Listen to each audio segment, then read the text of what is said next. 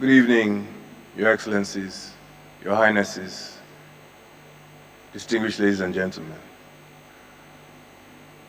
Ever since that Friday, I have watched a family cope with grief with such spiritual resolve, such dignity and strength. But that I might have expected from adults.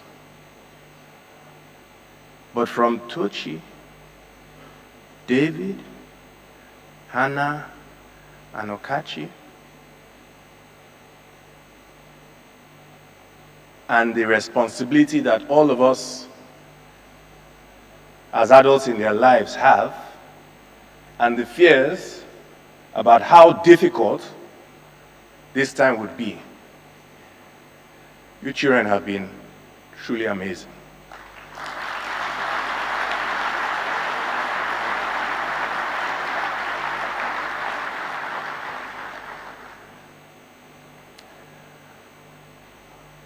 My brother and partner Herbert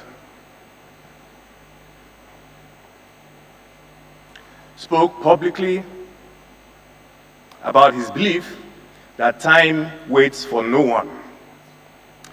And Herbert lived life as a man on a mission who had limited time within which to complete his work.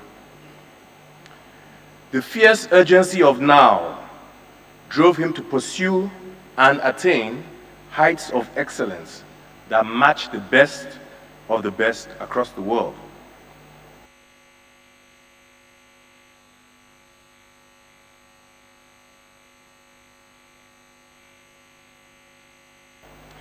Yet despite the mountains scaled and the heights attained, Herbert still worried about whether he would have sufficient time to realize his ultimate dream, a dream we shared for a transformed Africa.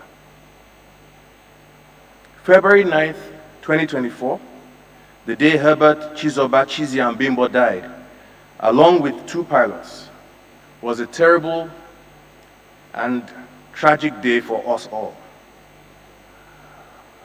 But believe you me, ladies and gentlemen, on that day, in a way that happens to very, very, very few human beings in history,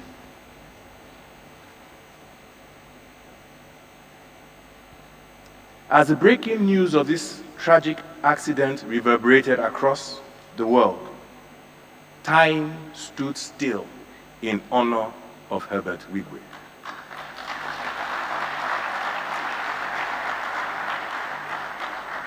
Let me explain. You see, time stands still at those moments when we all, mankind, stops for something that makes us reflect on our collective humanity. Mankind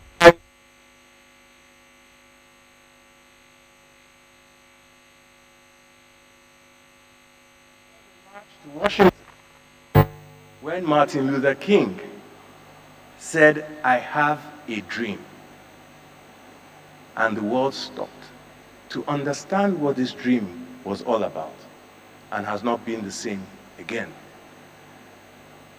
You remember the time when a long-haired rock star called Bob Geldof assembled singers and they sang "We Are the World," and the world stopped, and the race for global philanthropy began. 2 examples that come immediately to mind, and which I chose because I think you can relate to them. When Herbert died, time stood still, enabling millions who already knew him, but hundreds of millions more who had never heard of him, to pause in unison, to learn and reflect about this iconic African leader, and to understand the full potential of what he was about to do for humanity.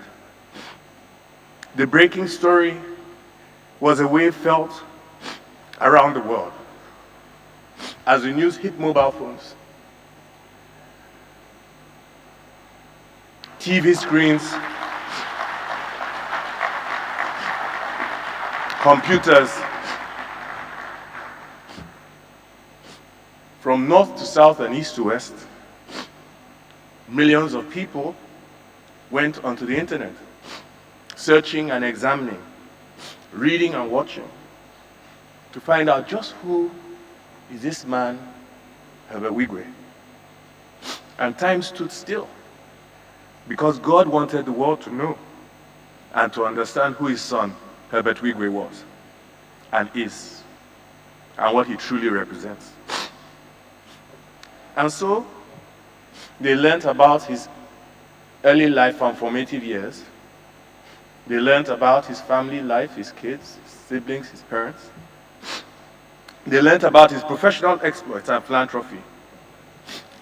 They even learned that Aigboje, the person referred to as his brother and partner, was neither his spouse nor biologically related to him.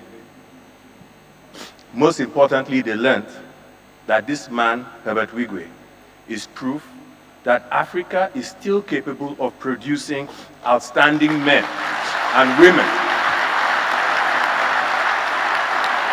with the capacity to change the world in a good and a positive way.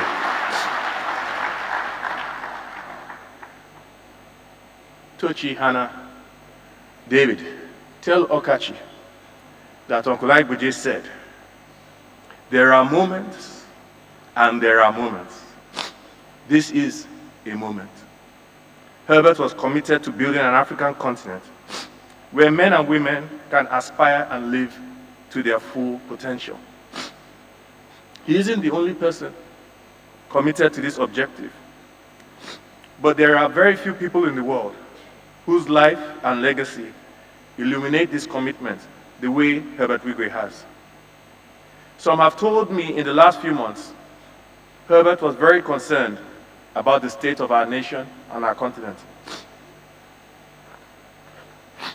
This is indeed true. And Herbert knew, ladies and gentlemen, that time was not on Nigeria's side, nor is time on Africa's side. If he was here today, Herbert would share these words with you. We are now faced with the fact that tomorrow is today. We are confronted with the fierce urgency of now. In this unfolding conundrum of life and history, there is such a thing as being too late. This is no time for apathy or complacency. This is a time for vigorous and positive action.